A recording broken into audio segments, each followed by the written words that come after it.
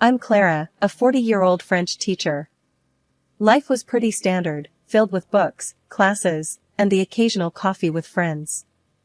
I never expected it to take a dramatic turn until Mrs. Lefebvre, an old friend of my mother's, decided to play matchmaker.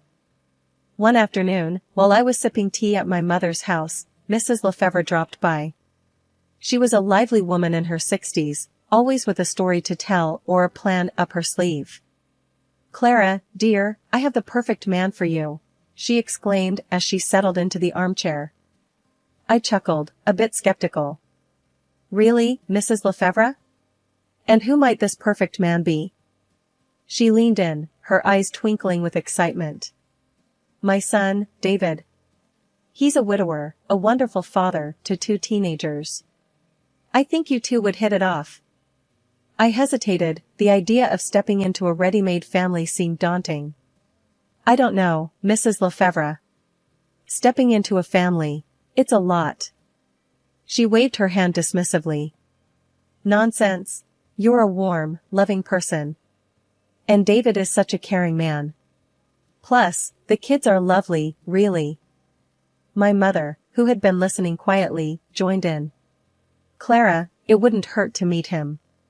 You never know what life has in store for you." Encouraged by their enthusiasm, I agreed. A meeting was set up at a local cafe the following week. The day arrived, and I found myself sitting across from David, a man with kind eyes and a gentle demeanor. We talked about everything, from our jobs to our hobbies. He was a civil engineer and loved hiking, while I shared stories about my teaching and my love for French literature. "Your mom tells me you're a fantastic teacher," David said, smiling warmly. I blushed slightly. "Well, I love my job. Teaching French is my passion.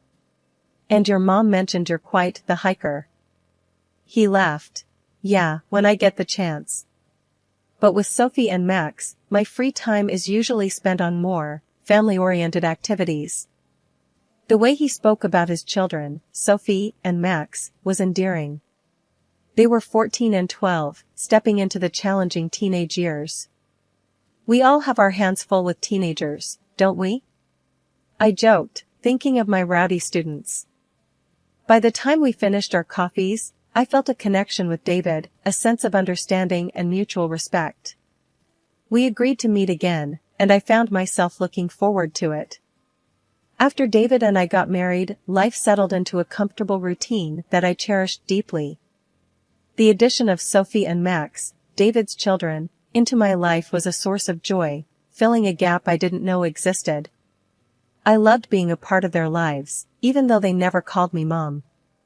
The bond we shared was unique and special in its own way. One lazy Sunday afternoon, I found myself in the kitchen, baking cookies with Sophie.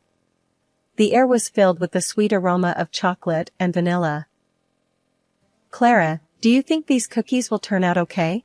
I'm not very good at this," Sophie said, a hint of doubt in her voice as she mixed the dough. I smiled at her. "You're doing great, Sophie. Baking is like learning a new language, it takes a little practice, but you'll get the hang of it." Sophie beamed, her confidence boosted. "Thanks, Clara. It's fun baking with you." Just then, Max bounded into the kitchen, his energy almost palpable. "What's cooking, ladies? It smells awesome." "We're making cookies. Want to help us with the decorations later?" I asked, knowing his creative flair would add a fun element to our baking. Max nodded enthusiastically. "Sure. I'll make them look super cool." The afternoon passed with laughter and light-hearted banter. It was moments like these that made our house a home. Later that evening, as we sat down for dinner, the conversation turned to our plans for the upcoming holiday. "How about we go hiking this year? There are some great trails not far from here," David suggested, his eyes gleaming with excitement. Sophie seemed intrigued. "Can we camp overnight? I've always wanted to try that." Max chimed in, "Yeah, and maybe do some fishing too." I watched the animated discussion, feeling a warm sense of belonging. "That sounds like a great idea. A little adventure for the family, I added. David reached across the table, giving my hand a gentle squeeze. Thanks for being so open to this, Clara. I know outdoor stuff isn't really your thing.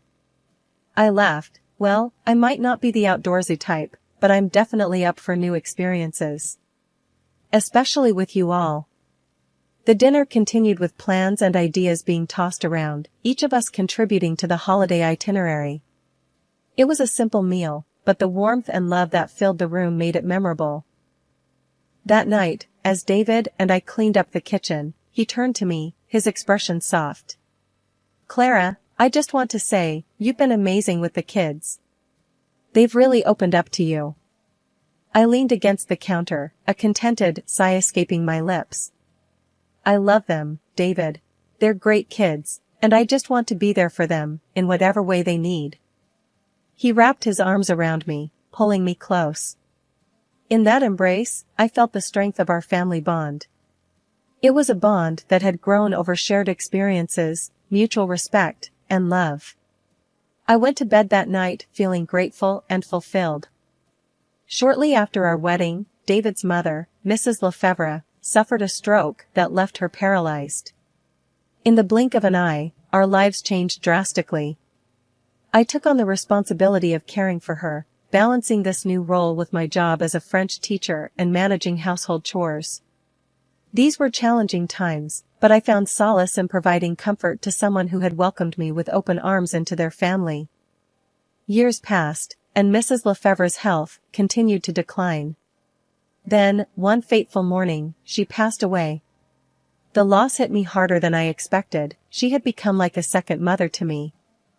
The day after her passing, the house was quiet, an eerie calm that felt unnatural. I was in the kitchen, lost in my thoughts, when David and the kids came in. Their expressions were solemn, but there was a strange undercurrent of anticipation in their voices. Mom's lawyer will be here this afternoon to discuss the will, David said, pouring himself a cup of coffee. Sophie chimed in, her tone surprisingly light. I wonder what Grandma left for us. She always said she had some savings aside. I was taken aback by their conversation. Shouldn't we be focusing on arranging a proper service for her? She was a big part of this family. David shrugged. We'll take care of that, but there's no harm in looking ahead, Clara. Mom would have wanted us to. As the day progressed, their excitement over the inheritance became more apparent. It was as though Mrs. Lefevre's passing was merely a pathway to financial gain. I couldn't help but feel disturbed by this blatant display of greed. That evening, after the lawyer's visit, David and the kids gathered in the living room, eagerly discussing the inheritance. I stood at the doorway, listening to them. So, we're getting a good amount, then? Max asked, his eyes gleaming. David nodded. Yes, enough to make some significant changes around here. Sophie's laughter filled the room. Finally, I can get that new laptop I wanted. I stepped into the room, unable to contain my disappointment. Is this really what's important right now? Your mother just passed away. David looked at me, his expression cold. Clara, you wouldn't understand. This is family stuff.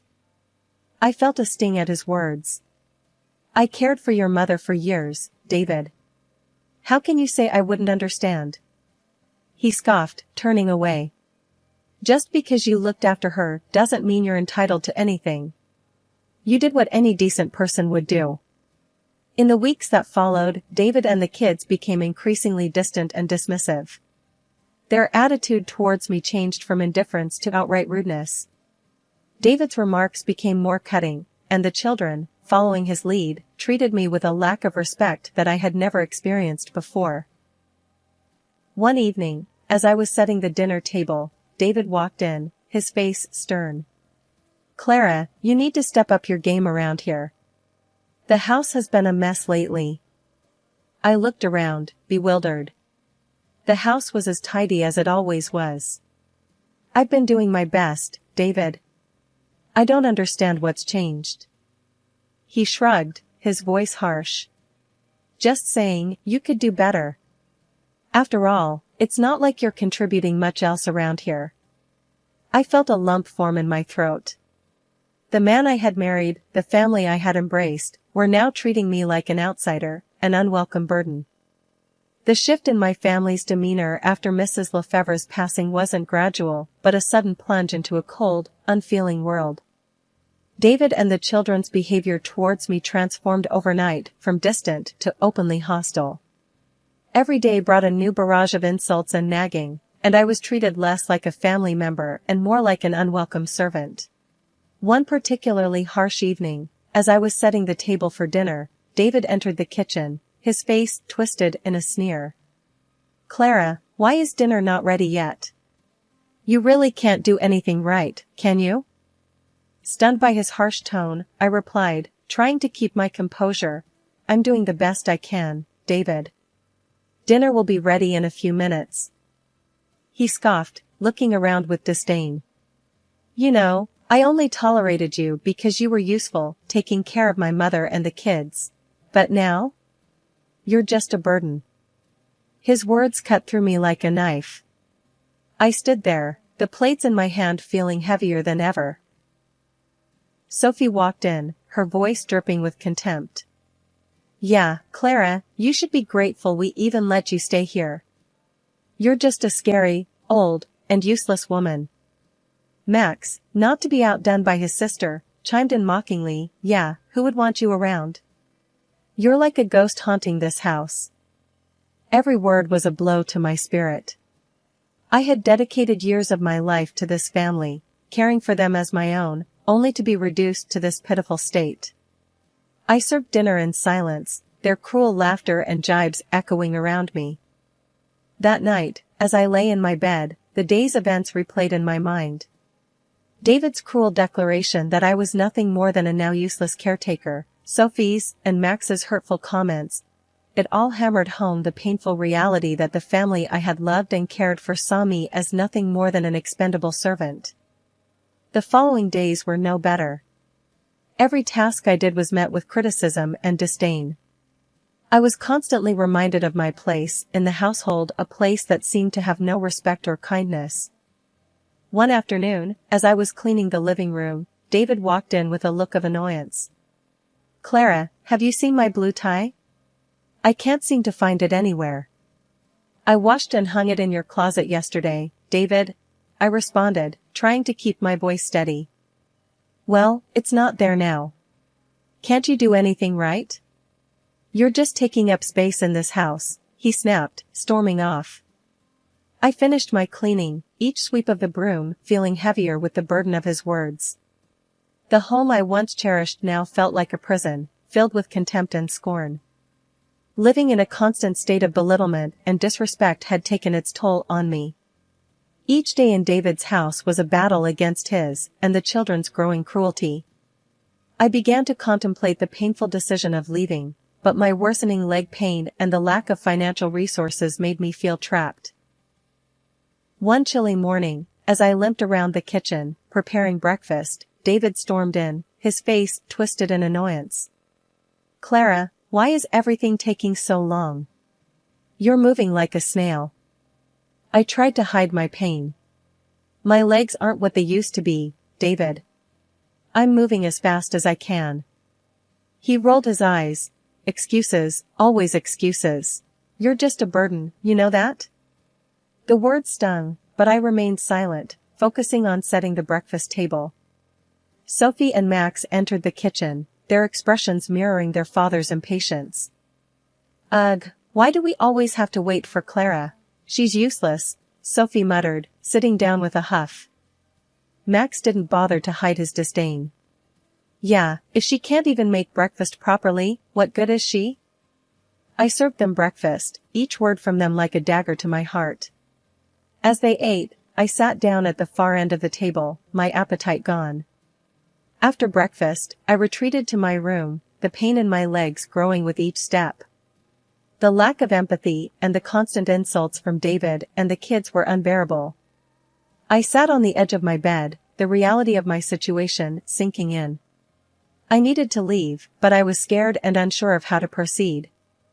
Later that day, I mustered the courage to speak to David.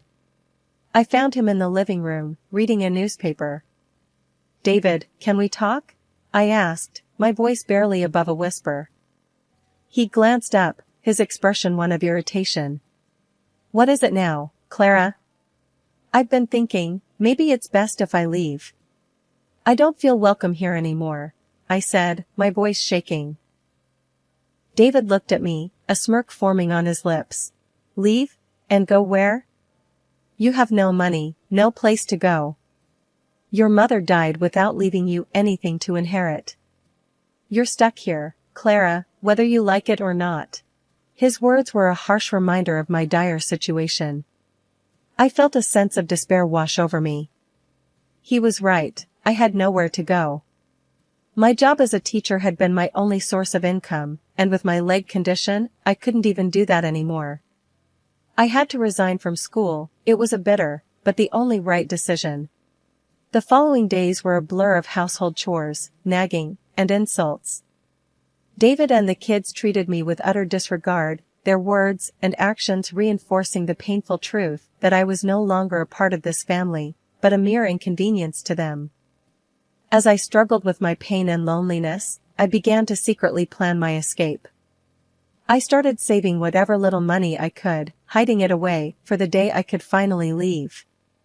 The thought of freedom, of being away from the constant belittling and disrespect, was the only thing that kept me going. One afternoon, while David and the kids were out, I sat at my old laptop, nursing my aching legs.